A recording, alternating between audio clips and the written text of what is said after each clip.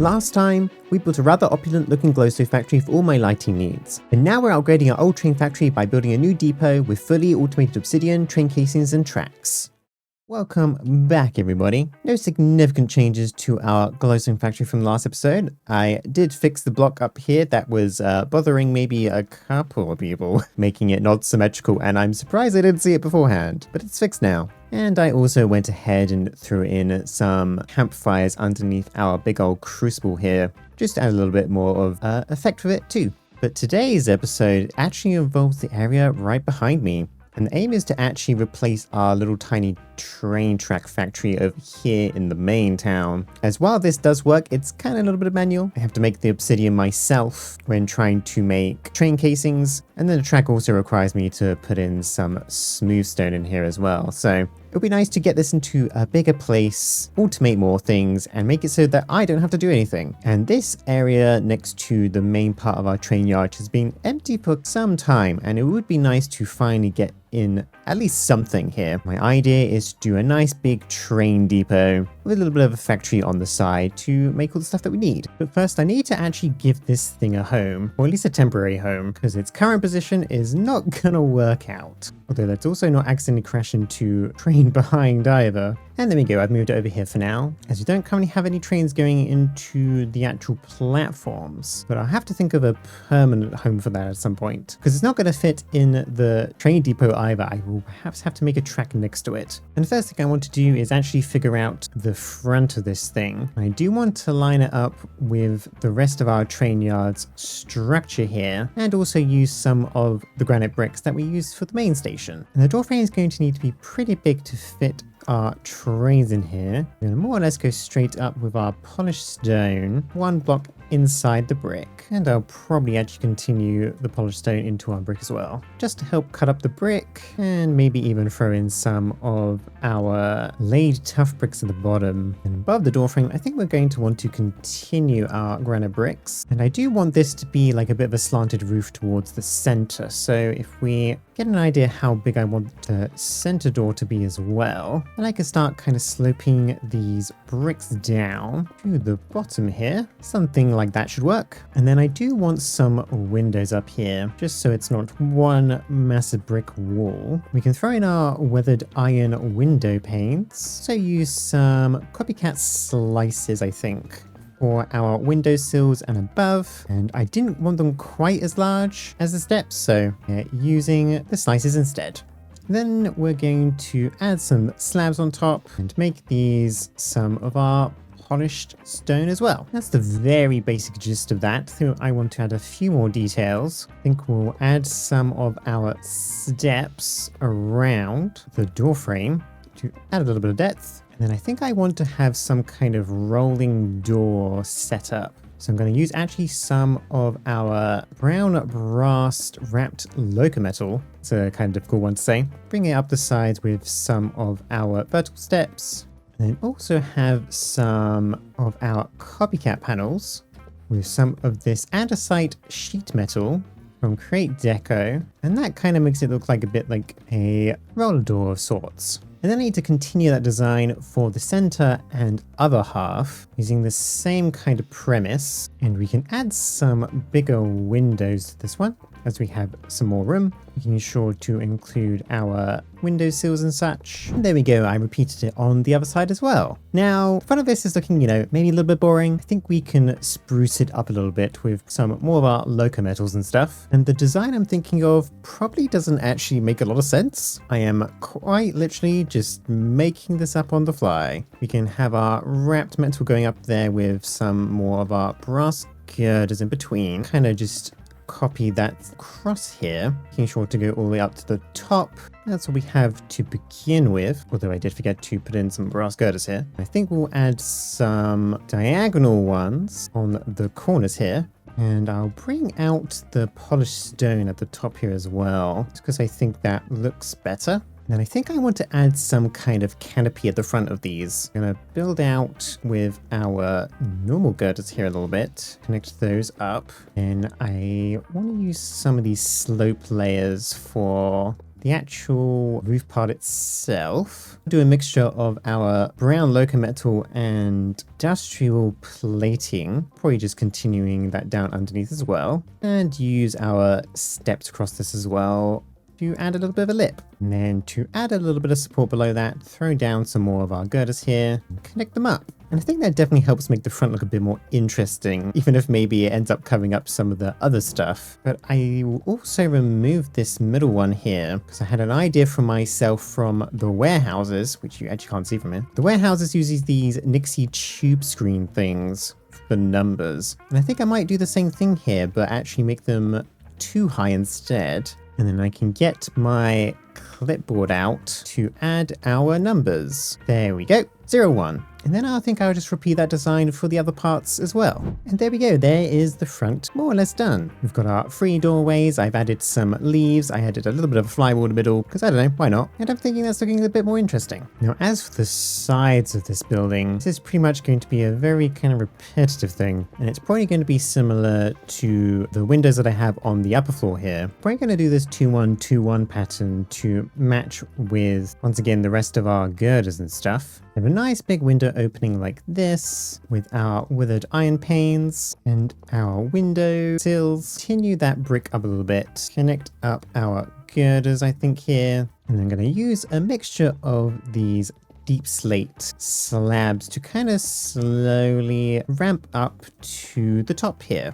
So I do think I want to add some light going into here. So I'm going to remove inner 3 of this and add some copycat slabs so we can then place in our weathered iron windows, and that allows some light to the inside.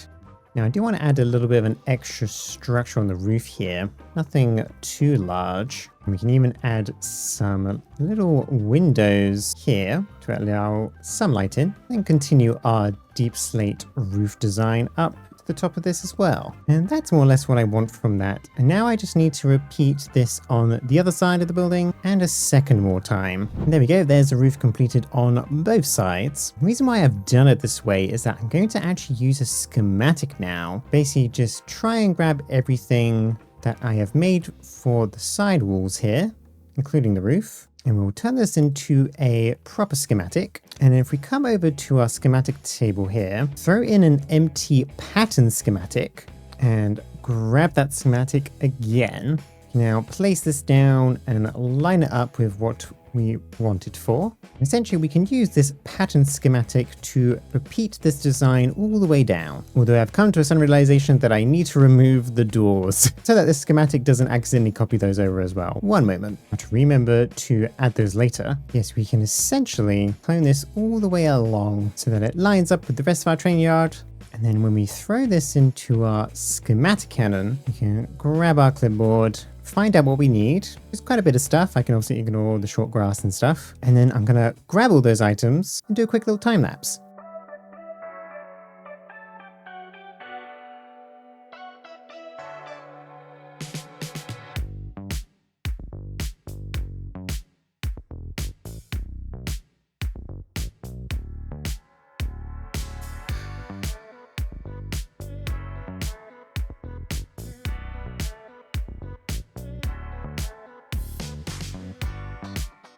And there we go, there is the main depot done. I did also go ahead and add a little bit of an extension on the side here, just so that it matches with the rest of the depot, and so that we can actually have a spot for all of our factory stuff. Oh, and I just remembered to also re-add our doors again on both sides. You actually do it now before the end of the episode, because otherwise I would have forgotten for sure. With my general plans on the inside here, what I want to do is actually take up quite a bit of this track, and we're going to replace it with this Tieless train track, which is from Demon Rails. Essentially what these are rails without the ties. It's kind of in the name. And the reason why I'm doing this is that I want to dig up some area underneath these tracks, because I kind of want this to be like a bit of a maintenance depot, or at least like the modern concept of one. So we're going to need some room underneath here, and essentially want a trench like this going all the way down the length of our train yard. And I want to make use of some of our loco metal and girders to make it look like this is actually holding up the track.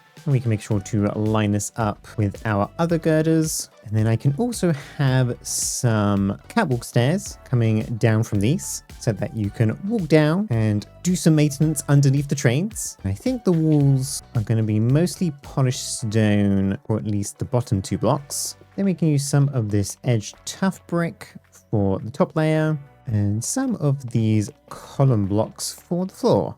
We can add some glowstone as well to keep this lit. And I kind of just want to repeat this design all the way down. And there we go. I ended up doing all 3 of them, including adding some of our tile tough columns and this striped yellow concrete in between. And I do want to add some trains in here that actually look like they're in maintenance. I think what I'm going to do first is actually start working on some of our little factory bits, mainly because it'll make my life a little bit easier when it comes to building these trains. And the first thing I like to make today is our obsidian maker. And we need that obsidian to help make our train casings, because we need to make some sturdy sheets, which involve some lava being placed onto some powdered obsidian and then pressed twice. And I'm going to make this about 5 wide. I'm going to be making use of our minecart contraptions for this rather than using drills, because drills take such a long time. And I am going to dig down here a little bit. I need to place down a vault to hold all of our obsidian in, and some hoppers going into that rather than our typical chutes, because these actually check for a little bit higher, which will make sense in a little bit. Throw some of these leaves down. I'm going to fill these up with some water to waterlog them. Then I'm going to place down some copycat panels on the bottom here, and then glue this all together with this bit of stone to the side, because this is where we're going to place our card assembler as well as our minecart, so that when this is given power, it turns into a contraption and vice versa. Above this, I'm going to place down some pipes, get them to all kind of face down towards the bottom without connecting. And then I can throw in a mechanical pump and a fluid transmitter, which has our lava. Cover this up from behind. Oh, there's a train here. And then in order to prevent anything from leaking out, I am going to put a bunch of panels in front. Keep some of this glass so we can still see inside.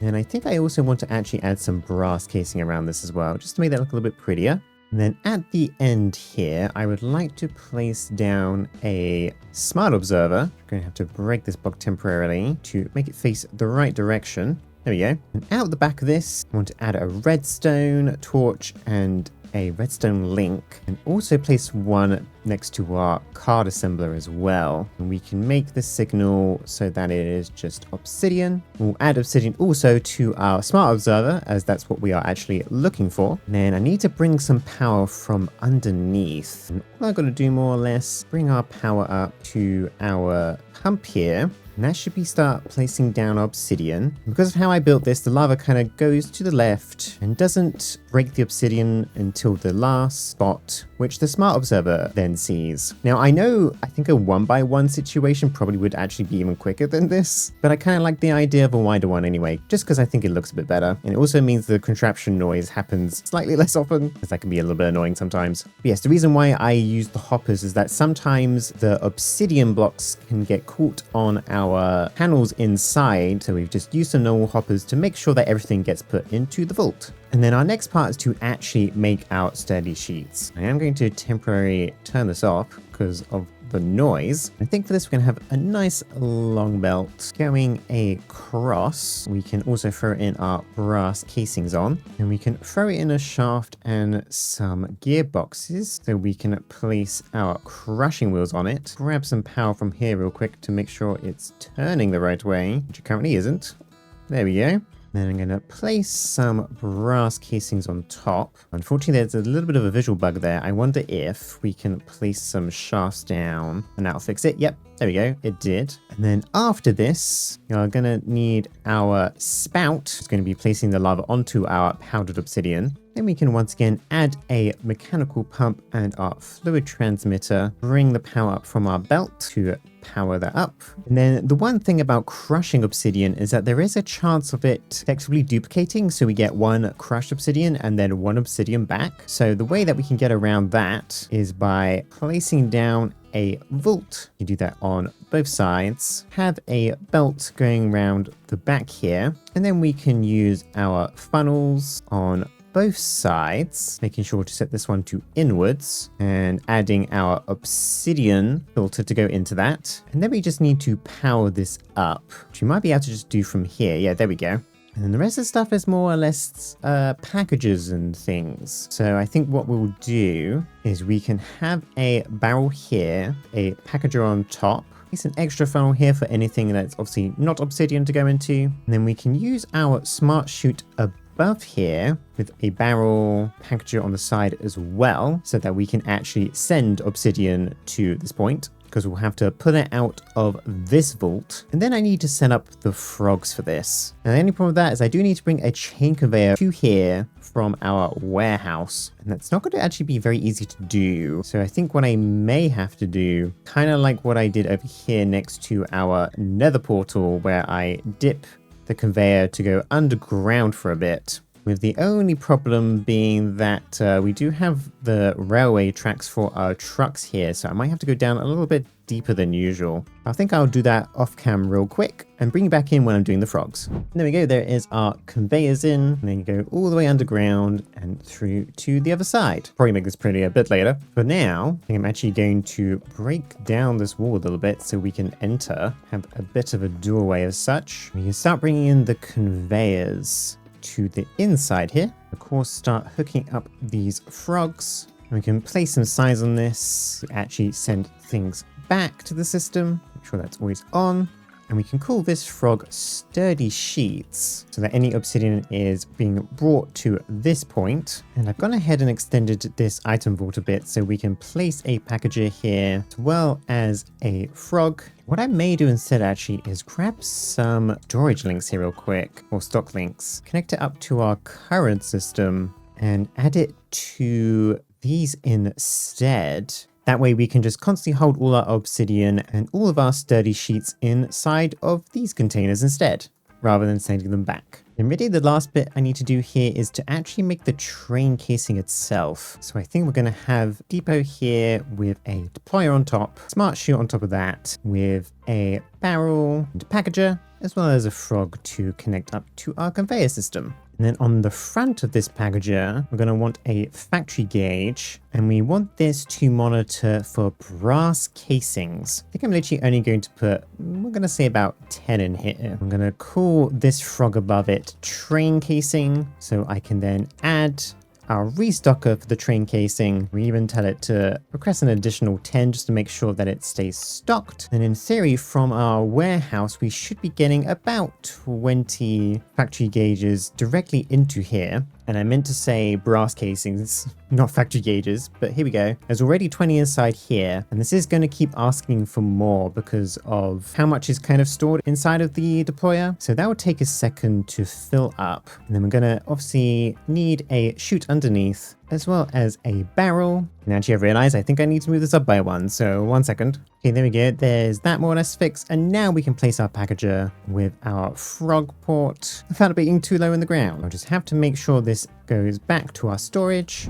Okay, I suddenly realized after the last clip that I made a kind of a mistake with this. I had only set up one of them and it was the wrong one. But essentially, what this system does now is this frog calls for brass casing, put it into this barrel, down into the chute, and then place on this depot, as you can see here. And this frog up here will, when we ask for it, will place in some sturdy sheets, go into our deployer here, put the sturdy sheets on top of our brass casing, and then once it turns into a train casing, it gets pulled out into this frog and back into the system. Sorry if that was kind of confusing. Apparently I even confused myself. Now the last major kind of component I need to add in here is for our track making. And I do want to make 3 types of track in here. We are of course going to make our normal train tracks, which is a stone slab, some iron nuggets, and a press. We want the Tieless train tracks, like we used in here. And that's more or less the same thing, but we put in glass panes instead of stone slabs. And then the phantom train tracks are iron ingots and a single phantom membrane to make phantom train tracks. And there's no normal way to automate phantom membranes within normal create, but conveniently ages ago, I made a recipe that allows you to convert feathers with haunting to phantom membranes. It might be slightly OP, but it's just more convenient, you know? And so we're gonna need two systems here, one for the normal tracks and the Tieless tracks, and the other for the phantom rails. So we'll start with our normal system. We're going to need a belt as well as a saw, which is going to make our stone slabs. And then we need to continue our belt a little bit longer, where we're going to place our two deployers and our press down. And then we can throw in some of our brass casings for the belt, a barrel down at the end with a funnel going into it. And then we're also going to have two more barrels on the sides here, some brass funnels facing downwards, our packages going to each one of them,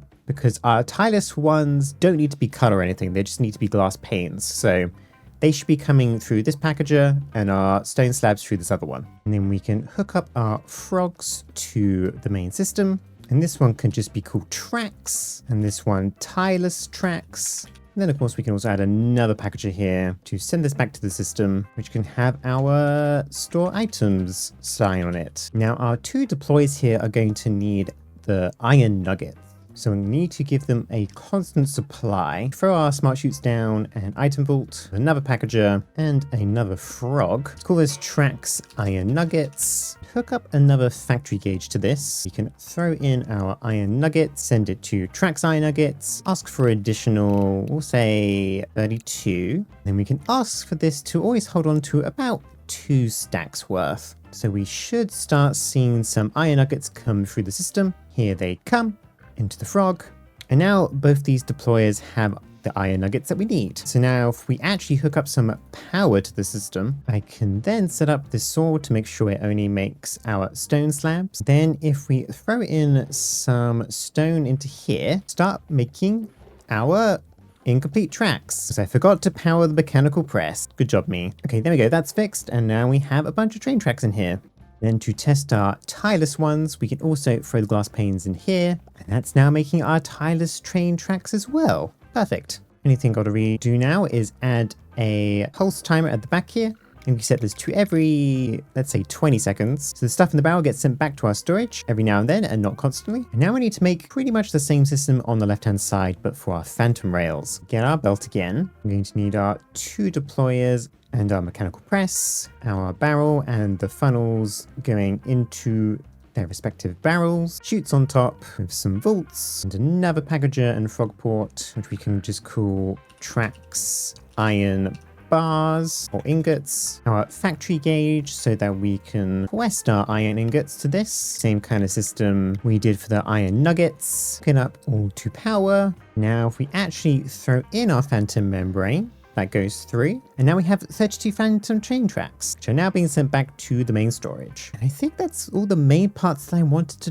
do with this train factory here. I think the only thing I need to do now is head back into the storage warehouse and hook up a bunch of the factory gauges so that this is all properly automated. And there we go, we've added quite a few more factory gauges for different types of tracks and stuff, and we're crafting all the things that we need in here. I did forget to power on some things. They have since been fixed, including our deploy here to actually make our train casings. I should probably also power this back on too. We have enough obsidian. And now all I got to really do left is probably set up the place a little bit, add some more lighting, and I want to add some more trains behind me to actually be sitting in our depot, as well as clean up some of the ground out here for our train yard so that it matches with the rest of it. So I think I'm going to go do that and then do a little bit of a tour at the end of the video. And there we go. This is more or less the finished product. I may have gotten slightly more carried away than I was expecting to. End up adding some of these semaphores from Steam and Rails because I think they look cool. We've obviously got our dirt and mud around now with our grass and leaves so that it matches